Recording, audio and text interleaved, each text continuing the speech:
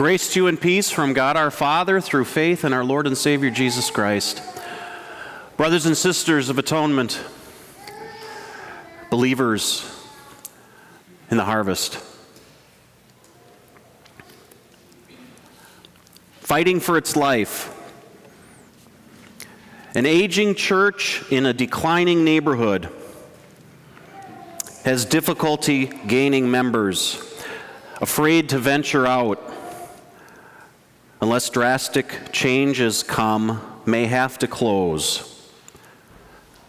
Bethel Lutheran Church, Milwaukee. Will probably die in 2 or 3 years, do not want to integrate. Are making their budget, little chance of survival. Ephrata Lutheran Church, Milwaukee. Have you heard of either one of these churches? I'm guessing most of you have not. Maybe you heard of this one. Near its peak, but observing a rapidly changing neighborhood, has transferred many members. Christian day school, a real blessing. Have been able to make budget. Changes anticipated in the next few years, but are geared to meet the situation. This is what an outside interviewer had to say about Atonement Lutheran Church over 40 years ago, 1973. Near its peak, but observing a rapidly changing neighborhood. How would an outside interviewer view Atonement today? What would he or she have to say today? Or think about this, what do you think a former member of Atonement would say about Atonement today? Atonement's not what it used to be. In some ways, that is true. And in many ways, it's not. Brothers and sisters, Atonement is what it used to be. Our text is from Psalm 126. When the Lord brought back the captives to Zion, we were like men who dreamed. Our mouths were filled with laughter, our tongues with songs of joy. Then it was said among the nations, the Lord has done great things for them. The Lord has done great things for us, and we are filled with joy. Restore our fortunes, O Lord, like streams in the Negev. Those who sow in tears will reap with songs of joy. Those who go out weeping, carrying seed to sow, will return with songs of joy, carrying sheaves with them. Psalm 126 is a song of celebration of God's people because they just returned from exile in Babylon. They were home after 40 years living in a strange land. They were once again home. It's a song of praise to the Lord for His goodness. We were like men who dreamed. I love that phrase. They look back to that day when they came back home and they said, it was like a dream. We couldn't believe it. Remember how happy we were? Remember the laughter and the songs that we sang in joy?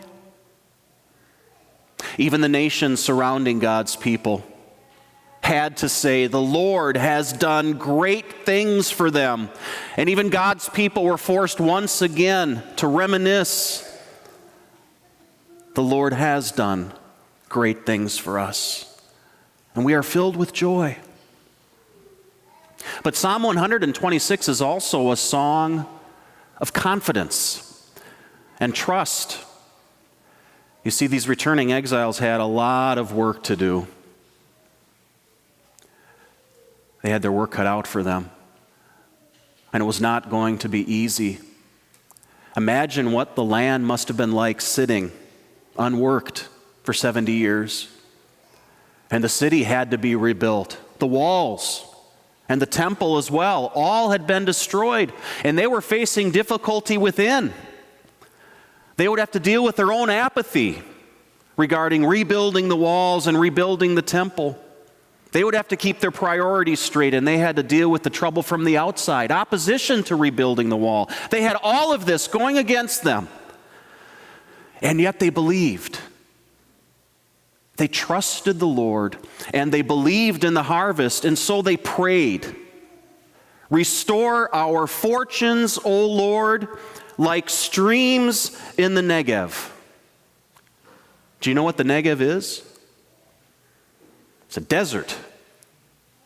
Southern part of Israel, huge desert. We're talking lifeless, useless land during the months of summer, but when the winter rains come, just like that, life is returned and beauty. Did you get the picture? Do you understand the prayer? Instant, complete restoration, renovation, whatever you want to call it, without any human effort or planning whatsoever. It is all the Lord's doing. And God's people, these exiles, knew it and they believed it. They trusted in the Lord, and they believed that if they were willing to sow in tears and to work hard and to be faithful to the work that the Lord gave them to do, no matter how difficult the work may be, or no matter how troublesome, that they would sow in tears, and the Lord would bless their work, bless their efforts, establish the work of their hands in His time and in His way. They believed it. Brothers and sisters, the Lord has done great things for atonement. 60 plus years ago, atonement was like those who dreamed. Truly, building this beautiful church, this beautiful facility that we still enjoy to this day. And imagine the joy that must have been theirs. The members of Atonement leaving the old church, and how sad that must have been as well. And yet how happy to be able to enjoy this facility that God gave to them. 20 years ago, and many of you were a part of it, you, Atonement, were like those who dreamed. Some would have said you're crazy. Building a $1.3 million school, which may seem like nothing today. $1.3 million, this is before the choice program.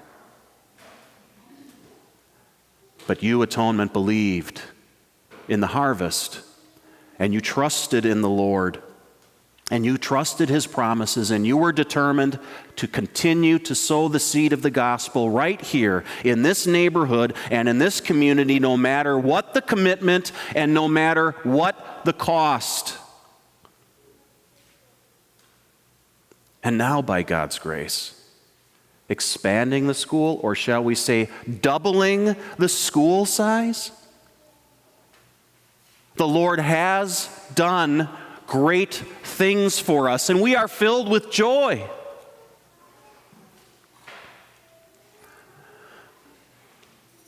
But maybe a little sadness as well.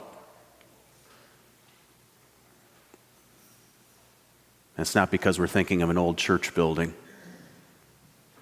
but maybe, just maybe, we're thinking about that statement, atonement's not what it used to be. What do you think?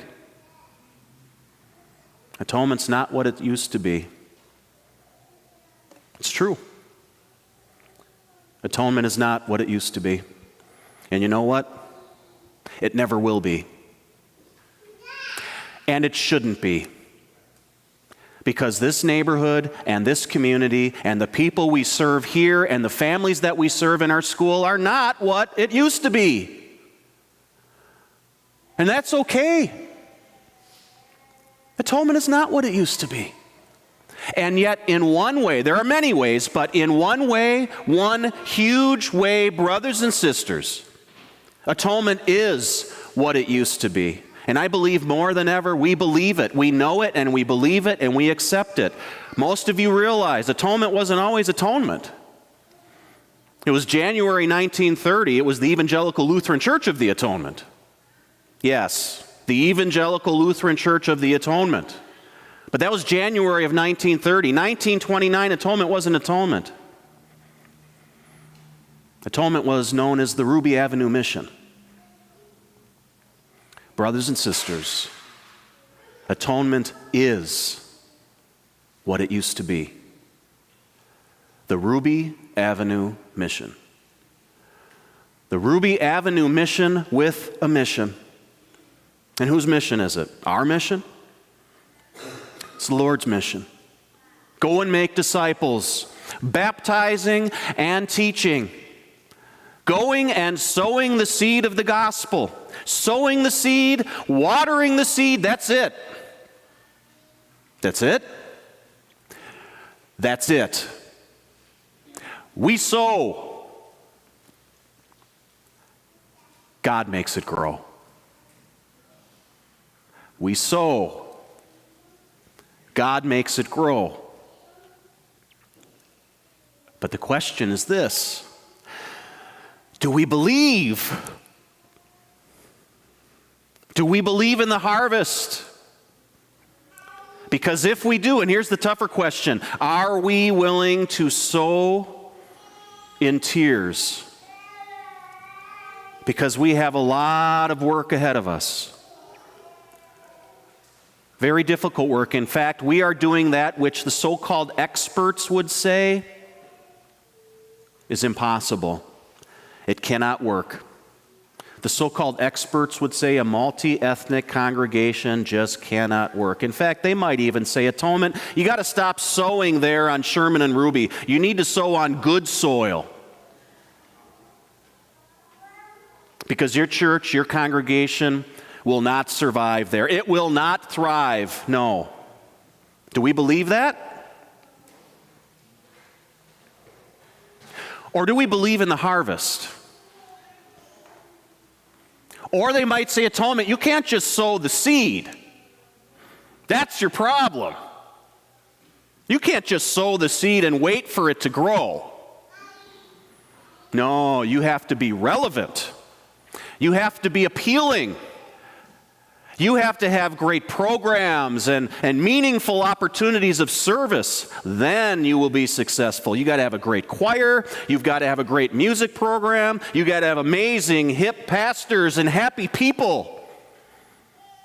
And if you do that, then you will have a successful urban congregation. Now, I'm not saying any one of those things is wrong. But do we believe that? Or do we believe in the Lord of the harvest? Do you know why we are having these atonement and action meetings? And the first one's today, and if you ain't signed up, please just stick around. Do you know why we're having these atonement and action meetings? It shouldn't be a mystery. We want to know who the members of atonement are. And we want to know if atonement is going to be atonement in action, or if we are going to settle for inaction. And I can assure you, brothers and sisters, that your leadership here in your church and your school are not willing to settle. And we're talking about ourselves. We ain't talking about you. We're not going to settle for inaction. We're not going to sit on our hands. And it's not for the survival of this institution. That's in God's hands. That's not up to us. That's in His hands. We will not settle for inaction because it would be a sin to do so. It is a sin to refuse to listen to our Savior's call, to ignore His call, to go and to seek the lost and to sow the seed of the gospel. It's a sin.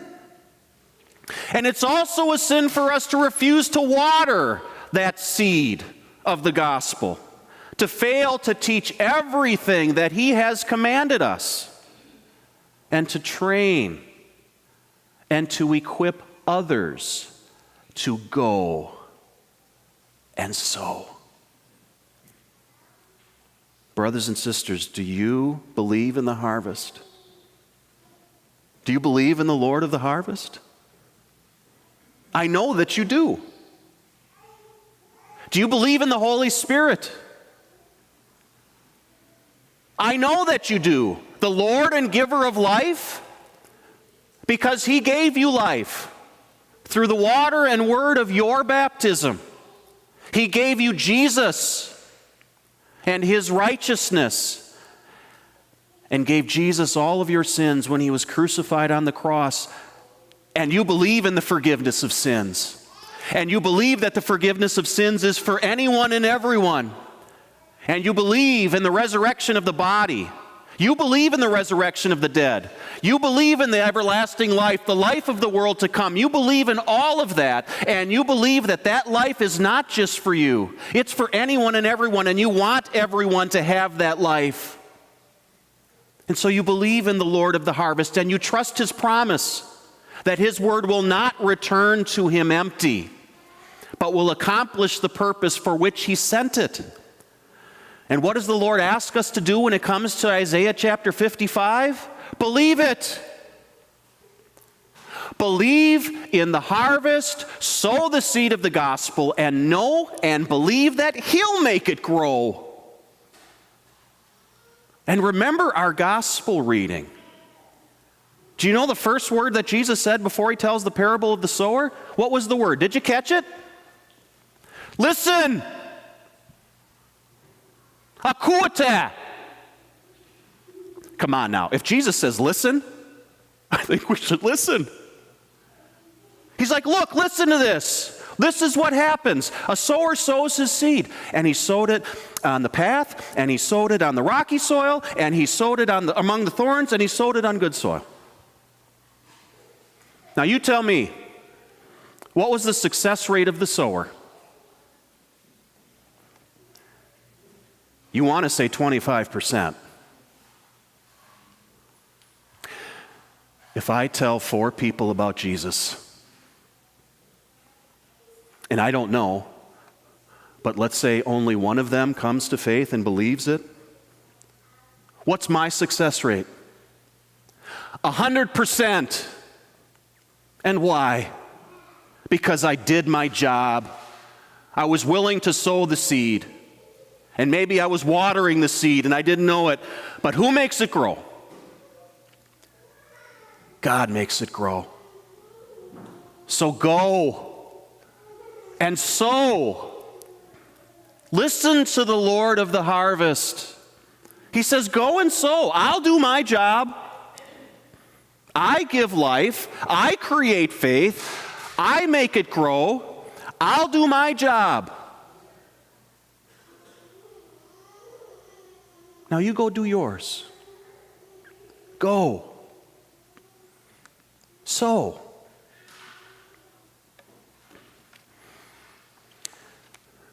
The preaching and teaching of the word, the fellowship, the welcoming of the members, the diversity of the members, it's the people, the atmosphere, the worship. This is what you, the members of Atonement, have to say about atonement. This is what you love about atonement. I really wish atonement would. That was another question on the survey, and if you still haven't filled out the survey, please do so. We want to know what you think. What are your hopes? What are your dreams for atonement? What's your prayer? This is what I hope. This is my dream. That we so love Jesus and his word, and that we so love one another, whether they're a member of this church or not, and that we so believe in the harvest and are willing to simply be sowers. That people look at Atonement and say, man, the Lord has blessed them. The Lord has done great things for them. That's my dream. And this is my prayer, and may it be yours as well. Restore our fortunes, O Lord, like streams in the Negev. Restore our fortunes, O Lord. Amen.